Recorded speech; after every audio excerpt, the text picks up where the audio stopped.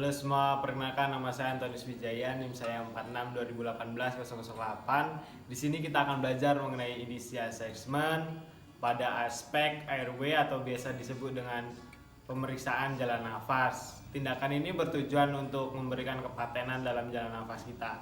Mari kita lanjut ke video selanjutnya. Initial assessment pada aspek airway. Ada dua cara memposisikan pasien untuk mematenkan jalan nafas. Yang pertama itu adalah cara Hatin and Chinoof. Chinoof itu dengan cara kita memegang dagu pasien terus kita angkat agak ke atas sehingga jalan nafas dari paru-paru ke saluran pernapas di hidung itu lancar. Yang kedua itu jika pasien mengalami cedera pada servikal, maka kita akan melakukan cara memposisikannya itu adalah jetras. Jetras itu adalah cuman kita memegang dagu sebelah sini, jangan sampai kita mengangkat dagu. Nanti jika kita mengangkat dagu kita akan bisa mengalami pergeseran pada memar atau cedera pada servikal tersebut. Setelah itu kita melakukan tindakan finger press. Finger press kita bisa menggunakan tangan kita ya. Setelah itu kita menggunakan tangan kita memasukkan ke dalam mulut. Kita melihat ke dalam mulut apakah ada benda asing yang ada di dalam situ. Kalau jika memiliki benda asing maka kita mengambilnya menggunakan tangan. Setelah itu kita membuangnya ke bengkok. Nah begitu kita lihat lagi, jika benda asingnya itu adalah berupa cairan atau lendir-lendir, maka kita bisa melakukan tindakan suction. Maka tindakan suction, ingat tindakan suction ini merupakan prinsipnya itu adalah steril. Jadi kita bisa mengambil selang suctionnya menggunakan sumpit.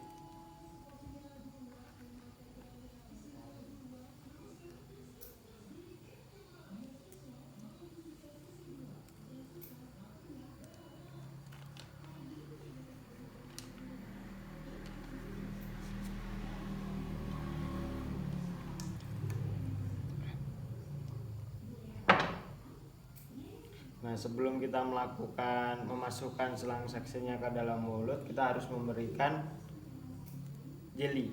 Menggunakan jeli ini agar menghindari iritasi kepada mulut pasien.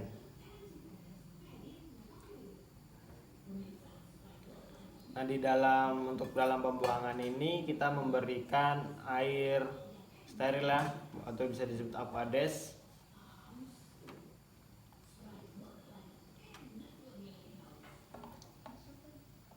Tindakan suction ini bisa dilakukan terus-menerus hingga benda asing yang cairan tersebut bisa hilang. Nah, setelah itu kita bisa melakukan tindakan selanjutnya, itu adalah kita bisa memasukkan popa. Popa itu adalah memiliki bentuknya seperti ini. Ini adalah disebut dengan popa. Nah, cara memasukkannya popa itu adalah pertama itu ini menuju ke atas ya. Habis itu setelah masuk ke mulut kita memutarnya ke bawah. Nah, setelah ini kita bisa melihat dan bisa melancarkan jalan nafas. Terus itu kita bisa memasang mask pada oksigen ini.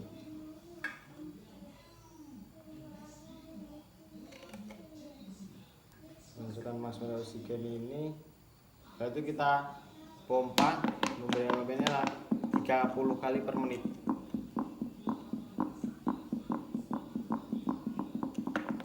Nah, setelah itu kita bisa melepasnya kalau sudah 30 kali per menit. Setelah itu kita bisa melepas popanya ini. Kalau melepas popanya tidak usah diputar lagi, langsung bisa ditarik aja ya. Setelah tindakan ini selesai, kita harus bisa mengecek saturasinya oksigen lagi menggunakan oximetry. Setelah kita mengecek, jika pasien memiliki saturasinya itu adalah 82 dan kita mengecek nadinya dan nadi pasien itu adalah memiliki nadi lemah, maka kita bisa melakukan tindakan intubasi. Untuk basi itu memiliki alat dan alat-alatnya itu adalah laryngoscope, terus habis itu selang ETT, spuit 5 cc, jelly dan bagging untuk memberikan bantuan pada oksigen. Nah, kita akan memasukkan laryngoscope. Nah, kita memasukkan laryngoscope ke dalam mulut kita. Nah, habis itu kita kan bisa melihat, kita bisa melancarkan, kita bisa melonggarkan jalan nafas pasien. Habis itu kita memasukkan selang ETT. Selang ETT itu adalah juga merupakan prinsipnya itu adalah steril juga. Kita harus bisa mengambilnya menggunakan sumpit.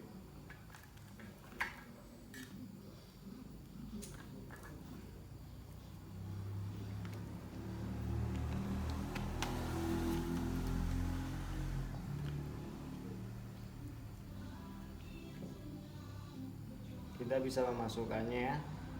Sebelum memasukkannya, setelah itu jika kita bisa memasukkannya selang ETT ini dengan baik, karena kita sudah memasukkan laryngoscope ini bisa kelihatan, bisa mengampaskan. Jika sudah masuk selang ETT-nya, kita bisa melepaskan laryngoscope-nya. Setelah itu kita mengambil spuit. Kita pastikan spuit kita sudah kita injeksi. Udaranya 5 cc. Kita masukkan.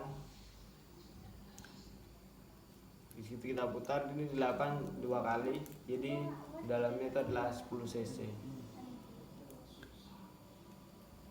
Nah, setelah itu kita bisa memberikan bantuan max ini ya.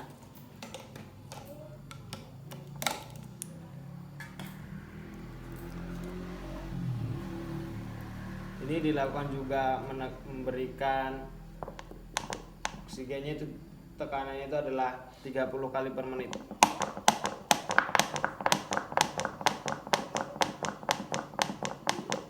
Jika sudah 30 kali per menit, kita bisa memfiksasikan selang ETT-nya menggunakan plester.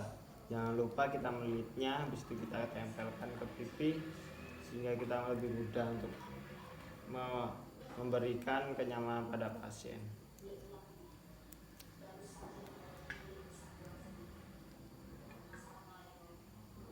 Di selang ETT dapat dipasang dengan ventilator. Setelah itu kita bisa melakukan pemeriksaan saturasi lagi menggunakan osimetri. Nah, setelah itu kita cek nadi pasien, apakah sudah membaik atau jalan nafasnya sudah baik. Halo semua, perkenalkan nama saya Antoni Sujaya, NIM saya 46 2018 008. Video kali ini kita akan melakukan praktikum tentang proses penanganan gawat daruratan untuk observasi jalan nafas dan intervensi jalan nafas. Tindakan ini dilakukan kepada pasien yang mengalami kegagalan nafas.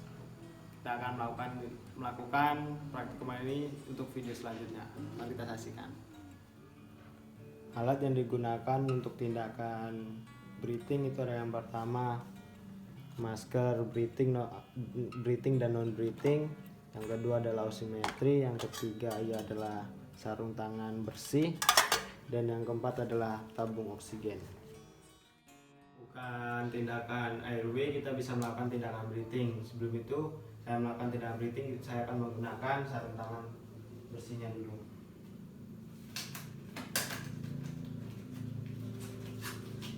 Jadi sebelum melakukan tindakan breathing, kita bisa mengecek saturasi oksigen dari pasien menggunakan osimetri.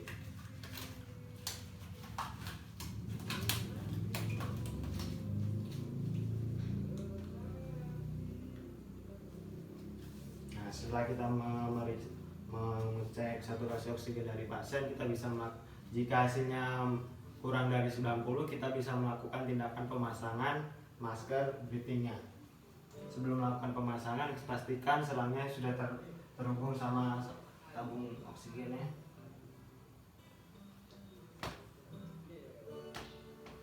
Nah, jadi setelah kita melakukan pemasangan ini, kita bisa melakukan evaluasi. Evaluasi itu ada beberapa tahap. Yang pertama, infeksi, okultasi, prepepsi, sama perkusi. Jadi yang pertama kita melihat dari gerakan dadanya apakah ada pergerakan atau tidak. Setelah itu kita bisa mengecek okultasi dari pasien.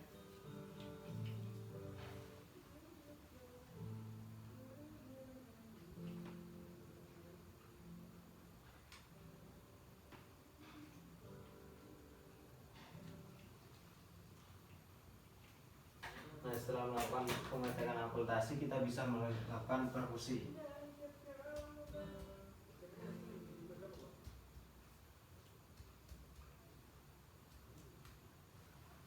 Setelah itu kita melakukan palpasi.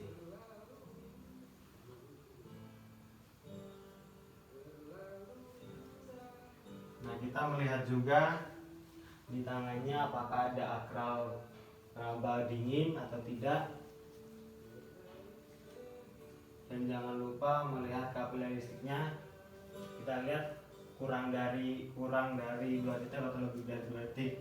Dan setelah itu kita melihat dari tanda-tanda itu apakah ada tanda-tanda lain seperti tencent prometaria atau yang lain itu adalah open chromatalia. Jika memiliki ada tanda-tanda open chromatalia, kita melakukan tindakan hidden compression dan melakukan pemasangan 3 kasa kanan kiri. Dan setelah itu kita bisa melakukan RE evaluasi. Halo semua, perkenalkan nama saya Antonius Wijaya, NIM saya 46 2018 008. Jadi video kali ini saya akan melakukan praktikum tentang pengkajian awal sirkulasi.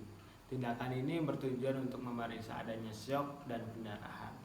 Jadi kita akan membicarakan tentang pengkajian volume darah dan cardiac output inputnya dan pendarahan. Jadi saya akan melakukan tindakannya.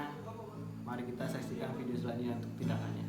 Nah, kali ini kita akan melakukan pengkajian awal dari sirkulasi. Yang pertama itu kita akan mengecek dari pendarahan dengan shock.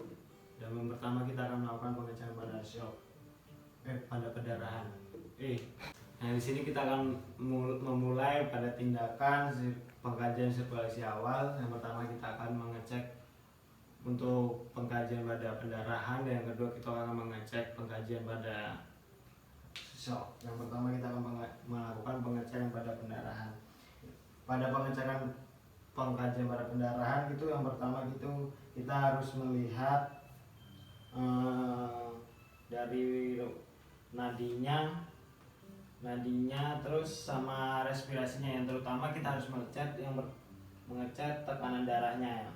Jadi kalau pada pendarahan ringan, jadi tekanan darahnya itu normal pada pendarahan ringan ya. Jadi tekanan darahnya itu normal, tapi pada nadi sama respirasinya naik. Jadi meskipun itu sebaliknya, jika pendarahannya sedang naik, jadi tekanan darahnya down, tapi nadi sama respirasinya naik. Nah, setelah itu kita akan pengecekan pada shock. Pada shock itu yang pertama awal sendiri itu melihat dari raut mukanya. Jika kalau orang shock itu pertama kan raut mukanya akan pucat. Dan yang kedua kita bisa mengecek pada kuku pada pasien apakah ada kebiruan ataupun cyanosis juga. Dan yang selanjutnya itu adalah pengecekan pada kaki. Kita melihat juga ada kebiruan atau ada cyanosisnya atau tidak. Dan setelah itu kita bisa mengecek pada produksi kulitnya. Itu tadi yang produksi kulitnya itu ada kemerahan atau kemudian ada cyanosis atau tidak ya. Dan setelah itu kita bisa melihat dari nadinya juga. Pada orang shock pertama itu adalah nadinya lemah. Jadi kita mengecek pada yang pertama itu nadi kardiak. Jika kita melihat pada nadi kardiaknya itu terasa lemah, kita beralih kepada pengecekan nadi karotis. Nah, setelah itu kita akan melakukan pengecekan pada resiko pada shock ya. Yang pertama kita melihat pada tangannya. Pada tangannya ini dilihat apakah ada pendarahan, dan kakinya juga dilihat ada pendarahan atau tidak. Jika ada pendarahan, kita akan melakukan tindakan 3T. Apa itu 3T? Yang pertama, T. T pertama itu adalah tutup. Sudah melakukan tutup, kita harus menekannya. Yang ketiganya itu adalah dinaikkan. Kenapa kita melakukan 3T tersebut? Sehingga tidak kita menghindari adanya pendarahan yang berkelanjutan. Dan setelah itu kita bisa pada persirkulasi darah ini, pasien akan mengalami kekurangan cairannya. Setelah itu kita melihat harus diberikan cairan infus, injeksi dengan cara diinfus begini. Dan pada tindakan emergensi ini kita melakukan pemasangan infus 1V dengan 2 light dan jarumnya itu yang besar, dan dialirkan dialirkan 2 jarum, dialirkan 2 arah, dan itu setelah itu dikubur. Dan setelah itu kita bisa gunakan cairan kristal yang dari 37 sampai 40 derajat Celcius.